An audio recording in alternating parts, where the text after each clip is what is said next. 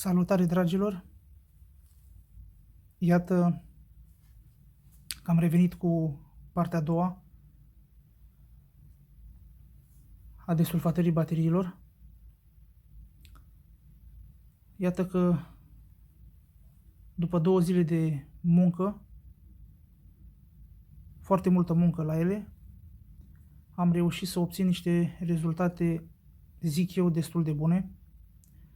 O să vi le prezint și dumneavoastră imediat și veți trage propriile concluzii.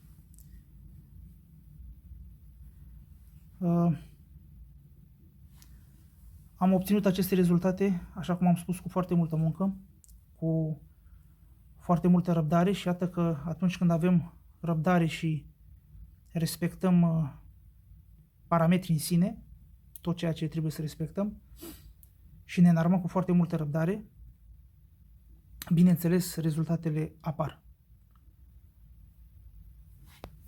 Am vrut să fac mai de mult acest video despre baterii. Așa cum a spus prietenul meu, a insistat să-i pun bateriile la desulfatat pentru că avea nevoie de ele, dar nu aveam testerul și am spus că va trebui să aștepte să-mi vină comanda. Fără acest tester n-aș fi putut să desulfatez aceste baterii pentru că nu aș fi avut cu ce să monitorizez bateriile efectiv. Este o muncă destul de elaborată, trebuie atent monitorizate, pentru că dacă le ținem pe stație mai mult decât trebuie, atunci în loc să remediem problema, o va agrava.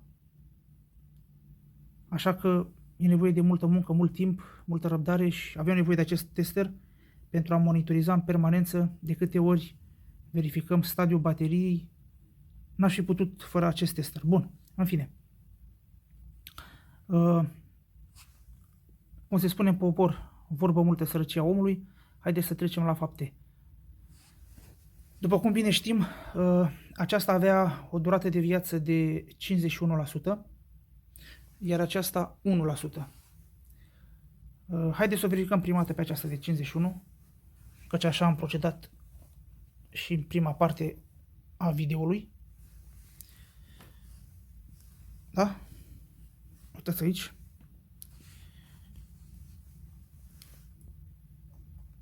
Bun.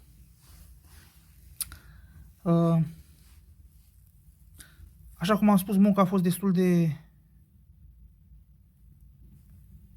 asiduă, dar am reușit cu multă răbdare să am rezultate neașteptate. Dacă la aceasta mă așteptam într-un fel sau altul, ei bine, surpriza a fost la aceasta.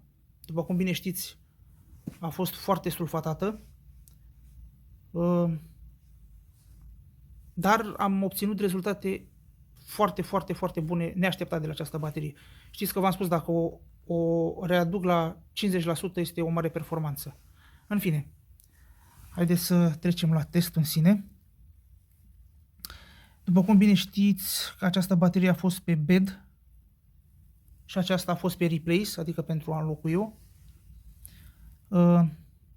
Pașii la acest tester sunt în felul următor. Are 4 pași. Replace, când este la pământ de tot. Bed, când are sub 65%.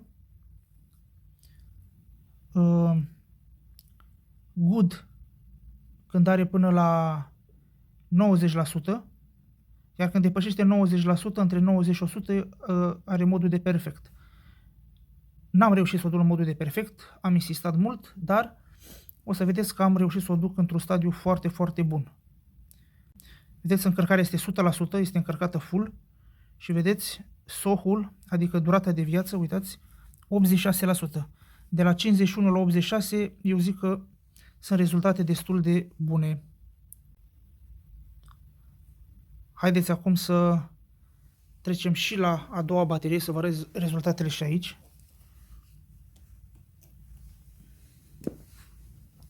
Să mut puțin testerul ca să vedem mai bine.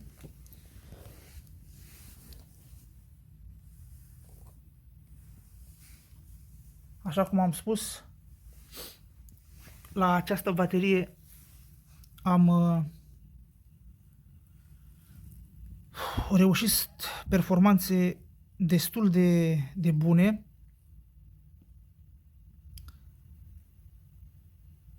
Mai puțin.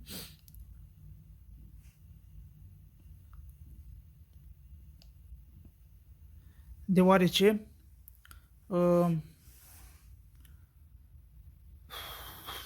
fiind foarte sulfatată, nu m-am așteptat efectiv căci am să o duc la astfel de rezultate. Am fost surprins, recunosc.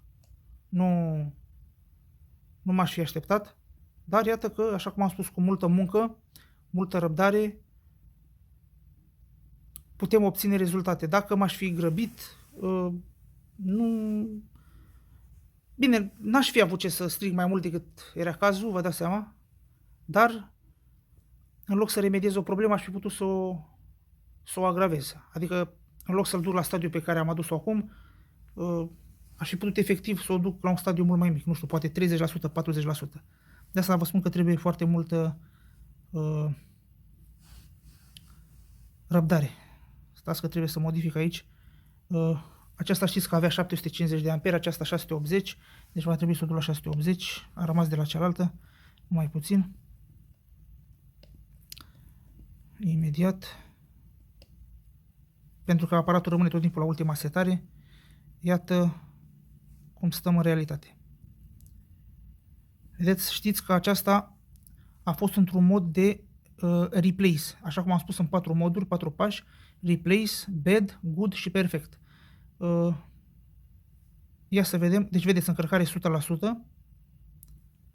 și uitați aici, surpriză, SOH 78%, deci de la 1.01 am reușit să o duc la 78%. Sincer, așa cum am spus, mă așteptam ca la 50%, cam pe acolo, nu mă așteptam să depășească 50%, de-aia am și zis, băi, dacă reușesc să o duc la 50% e mare performanță.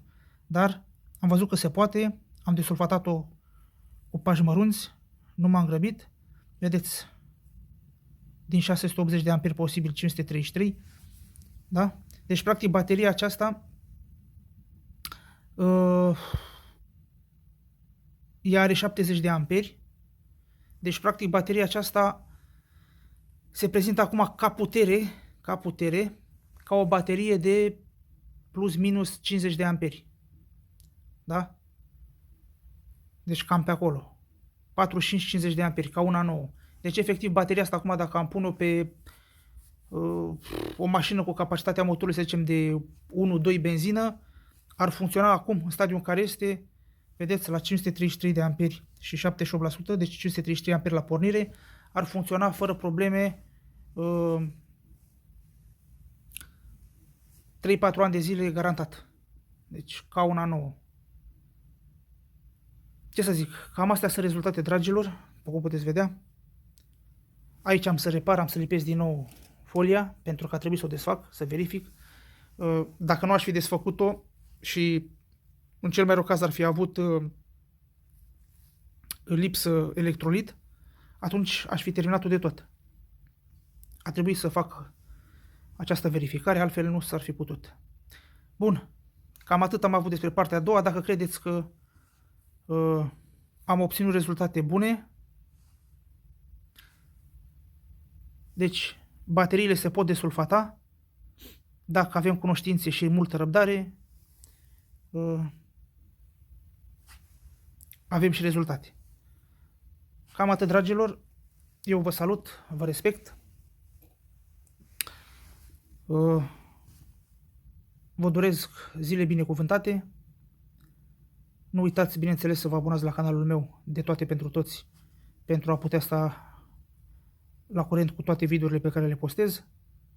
Ca de fiecare dată, vă aștept cu noi comentarii, vă răspund cu mare drag, vă respect. Numai bine, pe curând!